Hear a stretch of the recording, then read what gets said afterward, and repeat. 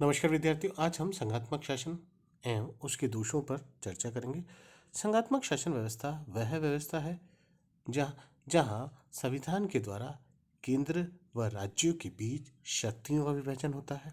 यह विभाजन संविधान के अनुरूप होता है और संविधान लिखित रूप से होता है। संघात्मक शासन व्यवस्था में शक्तियों का विभाजन केंद्र सरकार व राज्य इकाइयों के बीच होना एवं दोनों सरकारों के बीच उचित सामंजस्य व स्वायत्ता का होना भी पाया जाता है। संघात्मक शासन व्यवस्था के अंतर्गत लिखित संविधान होता है और लिखित संविधान के अनुरूप केंद्र सरकार व राज्य सरकार के बीच शक्तियों का विभाजन होता है। संघात्मक शासन व्यवस्था में न्यायपालिका सर्वोच्च होती है और वह संविधान के रक्षक के रूप में कार्य करती है। केंद्र सरकार व राज्य सरकार के द्वारा यदि कोई इस प्रकार का कानून निर्मित हो जो संविधान के विपरीत हो, तो न्यायपालिका जो सर्वोच्च है वह ऐसे कानूनों को अवैध घोषित करती है। संघात्मक शासन व्यवस्था में दोहरी नागरिकता भी पाई जाती है। नागरिक केंद्र सरकार व राज्य इकाइयों की नागरिकता प्राप्त करते हैं। निम्न बिंदु जिन पर अभी हमने चर्चा की वह संघात्मक शासन की विशेषता के रूप में दिखाई देते हैं। संघात्मक शासन व्यवस्था के गुणों पर यदि हम चर्चा करें तो संघात्मक शासन व्यवस्था राष्ट्रीय एकता को स्थापित करती है। संघात्मक शासन व्यवस्था के अंतर्गत छोटे छोटे राज्यों से मिलकर एक संघ का निर्माण होता है और यह राष्ट्रीय एकता को मजबूत करता है। संघात्मक शासन व्यवस्था में निर्बल व छोटे कमजोर राज्यों को शक्तिशाली बनाने का अवसर प्राप्त होता है। छोटे छोटे राज्यों से मिलकर जब संघ का निर्माण होता है तो वह राज्य शक्ति के रूप में, व्यवस्था के रूप में, अधिकारों के रूप में अपने आप को शक्तिशाली बनाते हैं। संघात्मक शासन व्यवस्था में निरंकुशता की आशंका नहीं रहती क्योंकि यहाँ शक्तियों का विभाजन होता है। एकात्मक शासन व्यवस्था की तरह नहीं कि समस्त शक्तियाँ केंद्र सरकार के सम्मुख हो और वह उन शक्तियों का दुरुपयोग कर सकता है, लेकिन संघात्मक शासन व्यवस्था में शक्तियों का विभाजन केंद्र व राज्यों के बीच होने के कारण यहाँ निरंकुशता की संभावना नहीं होती है। संघात्मक शासन व्यवस्था में नागरिकों में राजनीतिक चेतना होती है, राजनीतिक रूप से जागरूक होते हैं, वह स्थानीय मुद्दों पर चर्चा करते हैं। स्थानीय जो मुद्दे हैं राजनीतिक मुद्दों पर वह रुचि लेते हैं। इस कारण से स्थानीय सरकार को शक्तियां व अधिकार प्राप्त होने के कारण वह जुड़े होने के कारण राजनीतिक रूप से जागरूक होते हैं। उनमें राजनीतिक चेतना के जो अवसर हैं वह अधिक दिखाई देते हैं।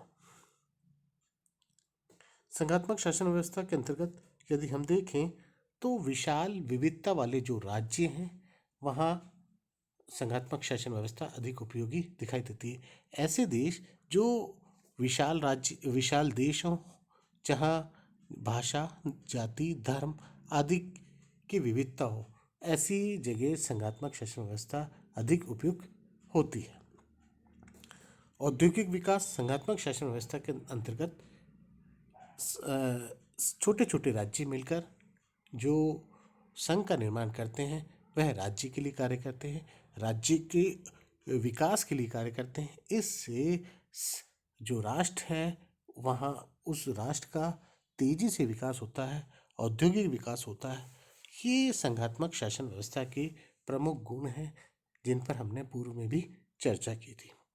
संघात्मक शासन व्यवस्था के प्रमुख दोष: आंतरिक प्रशासन संबंधी कमजोरी।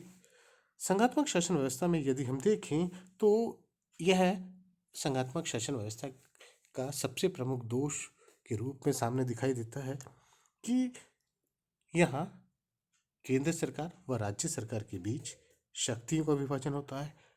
दोहरा प्रशासन होने के कारण एक तरफ केंद्र सरकार और दूसरी राज्य इकाइयों का प्रशासन होने के कारण दोनों के बीच उचित सामंजस्य स्थापित नहीं हो पाता। आंतरिक प्रशासन कमजोर दिखाई देता है और एकता की कमी यहाँ दिखाई देती है। अतः आंतरिक प्रशासन उस कुशलता के साथ कार्य नहीं कर पाता जिस कुशलता के साथ उसे कार्य करना चाहिए। इकाइयों द्वारा पृथक होने की आशंका। संघात्मक शासन व्यवस्था में सदैव इस बात की आशंका रहती है कि जो राज्य इकाइयां हैं वह संघ से अलग न हो जाए। केंद्र व राज्य इकाइयों के बीच शक्तियों के संबंध में, अधिकारों के संबंधों में, व्यवस्थाओं के संबंधों में सदैव विवाद उत्पन्न होते रहते हैं और ये विवादों की जो व्यवस्था है वह सदैव उतराव चढ़ाव के रूप में दिखाई देती है। एकात्मक शासन व्यवस्था में समस्त शक्तियां केंद्र सरकार के होने के कारण वहां इस प्रकार की व्यवस्था नहीं दिखाई देती। अतः राज्य इकाइयों में संघ से सदैव अलग होने की आशंका इस व्यवस्था में दिखाई देती है। अंतर्राष्ट्रीय क्षेत्र में कमजोरी। संघात्मक शासन व्यवस्था अंतर विदेश नीति पर भी व्यापक असर डालती है। यदि संघात्मक शासन व्यवस्था की जो राज्य इकाइयां हैं वह उनके बीच उचित सामंजस्य नहीं है, केंद्र सरकार व राज्य इकाइयों के बीच उचित सामंजस्य नहीं है, तो निश्चित तौर पर वह विदेश नीति पर व्यापक असर डालती है। और केंद्र सरकार व राज्य इकाइयों के बीच यदि विवाद उत्पन्न है या कोई संबंधों में उतराव चढ़ाव है तो वह विदेश नीति पर असर डालता है। सीमा विवाद उत्पन्न होने की आशंका। संघात्मक शासन व्यवस्था में राज्य इकाइयों में सीमा विवाद के संबंध में सदैव यह बात दिखाई देती है कि उनके बीच सीमा विवाद के जो प्रश्न हैं वह उभर कर सामने आते हैं और कई बार जो विवाद है वह इतना ज़्यादा बढ़ जाता है कि दोनों राज्य इकाइयों के बीच या कई राज्य इकाइयों के बीच तनाव की आशंका भी बनी रहती है। राष्ट्रीय एकता को आघात। संघात्मक शासन व्यवस्था में राष्ट्रीय एकता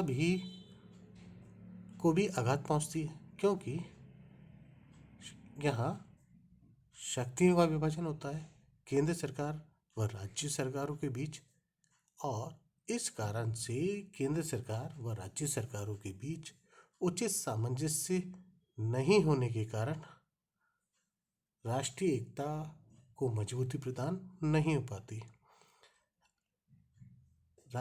प्रत्येक राज्य इकाई अपने विकास के लिए कार्य करती हैं, वह अपने राज्य इकाइयों को मजबूत करने का प्रयास करती हैं।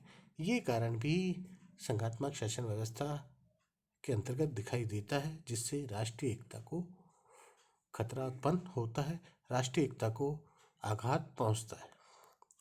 अब वह संघात्मक शासन व्यवस्था में यदि हम देखें तो दोहरी राजनीतिक संस्थाएं दिखाई देती हैं, दोहरा प्रशासनिक व्यवस्था दिखाई देती है, दोहरा कानून के रूप में व्यवस्था दिखाई देती है और इसके कारण दोनों सरकारों को, केंद्र सरकार को और राज्य सरकार को समय व शक्ति का व्यापक रूप से उपयोग करना पड़ता है और इस कारण अपव्यय ज़्यादा होता है, बजट खर्च ज़्यादा होता है।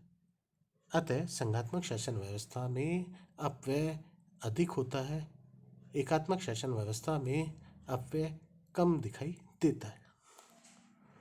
उत्तरदायित्व की अनिश्चितता। एकात्मक शासन व्यवस्था में यदि हम देखें तो उत्तरदायित्व की जो व्यवस्था है वह निश्चित दिखाई देती है। समस्त शक्तियां केंद्र सरकार के पास होती हैं, वह उन शक्तियों का व्यापक तौर पर, निश्चित तौर पर उपयोग करती हैं। लेकिन जहाँ पर भी संघात्मक शासन व्यवस्था होती है वहाँ उत्तरदायित्व की अनिश्चितता होती है क्योंकि संघात्मक शासन व्यवस्था में शक्तियों का विभाजन केंद्र सरकार व राज्य सरकार के बीच होने के कारण यहाँ उत्तरदायित्व की अनिश्चितता दिखाई देती है।